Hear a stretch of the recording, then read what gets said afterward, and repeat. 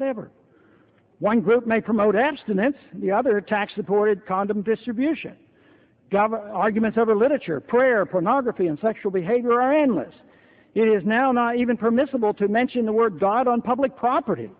A people who allows its government to set personal moral standards for all nonviolent behavior will naturally allow it to be involved in the more important aspects of spiritual life. For instance, there are tax deductions for churches that are politically correct, but not for those whose benefits that are considered out of the mainstream. Groups that do not meet the official politically correct standards are more likely to be put on the terrorist list. This arbitrary and destructive approach to solving difficult problems must be rejected if we ever hope to live again in a society where the role of government is limited to that of protecting freedom. The question that I'm most often asked when talking about this subject is, why do our elected leaders so easily relinquish liberty and have so little respect for the Constitution? The people of whom I speak are convinced that liberty is good and big government is dangerous. They also are quite certain that we have drifted a long way from the principles that made America great, and their bewilderment continuously elicits a big why. There's no easy answer to this and no single explanation. It involves temptation, envy, greed, and ignorance. But worst of all, humanitarian zeal. Unfortunately, the greater the humanitarian outreach, the greater the violence required to achieve it. The greater the desire to perform humanitarian deeds through legislation, the greater is the violence required to achieve it. Few understand this. There are literally no limits to the good deeds that some believe need to be done.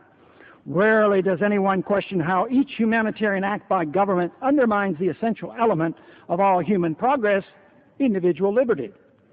Failure of government programs prompts more determined efforts while the loss of liberty is ignored or rationalized away. Whether it's the war against poverty, drugs, terrorism, or the current Hitler of the day, an appeal to patriotism is used to convince the people that a little sacrifice here and there of liberty is a small price to pay. The results, though, are frightening and will soon become even more so. Poverty has been made worse. The drug war is a bigger threat than drug use. Terrorism remains a threat, and foreign wars have become routine and decided upon without congressional approval. Most of the damage to liberty and the Constitution is done by men and women of goodwill who are convinced they know what is best for the economy, others, and foreign powers. They inevitably fail to recognize their own arrogance in assuming they know what is the best personal behavior for others.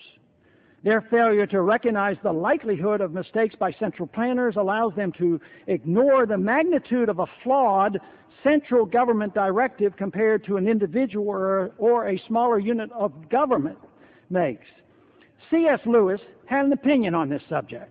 Quote, "Of all tyrannies, a tyranny sincerely exercised for the good of its victim may be the most oppressive. It may be better to live under robber barons than under omnipotent moral busybodies. The robber baron's cruelty may sometimes sleep. His cupidity may sometimes be satiated. But those who torment us for our own good will torment us without end, for they do so with the approval of their own conscience." Close quote.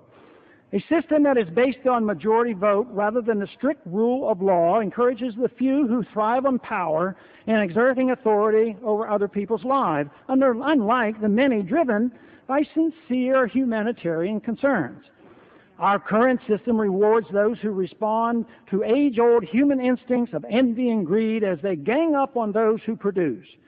Those individuals who are tempted by the offer of power are quick to accommodate those who are the most demanding of government giveaway programs and government contracts. These special interest groups notoriously come from both the poor and the rich, while the middle class is required to pay. It is not a coincidence that in the times of rapid monetary debasement, the middle class suffers the most from the inflation and the job losses that monetary inflation brings. When inflation is severe, which it will become, the middle class can be completely wiped out. The stock market crash gives us a hint as to what is likely to come as this country is forced to pay for the excesses sustained over the past 30 years while operating under a fiat monetary system. Erich Hoffer, the longshoreman philosopher, commented on this